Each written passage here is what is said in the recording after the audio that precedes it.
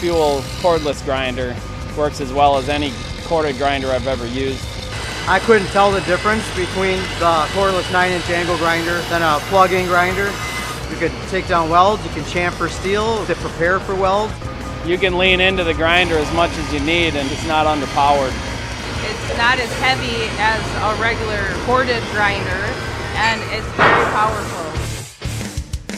The new 9-inch fuel grinders with the 9-inch wheel, you got more cut depth and you got more grinding capability before you need to change wheels. It's unique for a cordless grinder to have the option to run a 7-inch or a 9-inch.